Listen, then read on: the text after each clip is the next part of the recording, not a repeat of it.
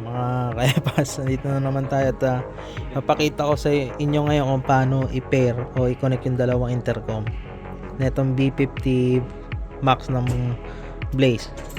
So unang-una yung gagawin dito ay i-reset muna. Ayan, dalawa nyo itong volume up at volume down. So, hold nyo yung dalawa. Dapat magpipink yan. Ayan, nag-pink na, ibig sabihin nagre-reset na. Itong isa re-reset din natin.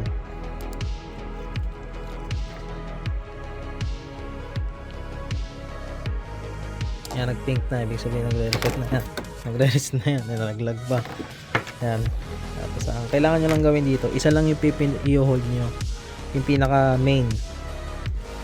Halimbawa ito yung pinaka main na mesh nya, no? Main ba mesh yan? Ito lang yung hold nyo, wala kang gagawin dito, naka standby lang yan. Hold nyo 5 seconds. Nagsasabi ng search mode to dito sa headset. Sintayin nyo, dapat co-connect na yan.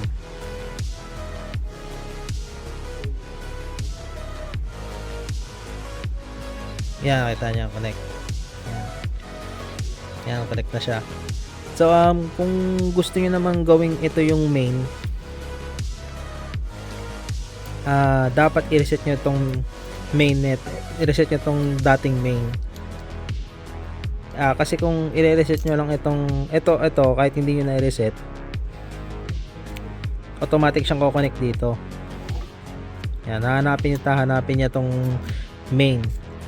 So, kung gusto niyo naman ito yung magsa-search, ito naman yung ko-connect. Kailangan yung i-reset itong isa. Yan, reset nyo yung dating main. Yan, nag-reset na siya.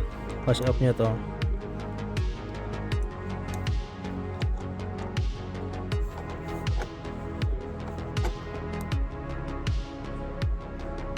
Off nyo muna. Tama ba? Mas on nyo ulit. So siya naman yung hold nyo 5 seconds ulit. Yan, nag search mode na siya. Hintayin nyo na lang, dapat magko-connect yan.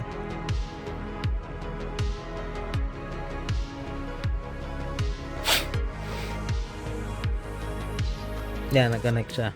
Basta ang tandaan nyo lang, dapat alam nyo kung dating main na mesh yung intercom. Kasi pag dating naging siyang host o main mesh, hindi siya ko-connect sa iba. Kaya kailangan i-reset nyo lagi pag dati siyang mesh para kumonek siya. Ganun lang yung kasimple.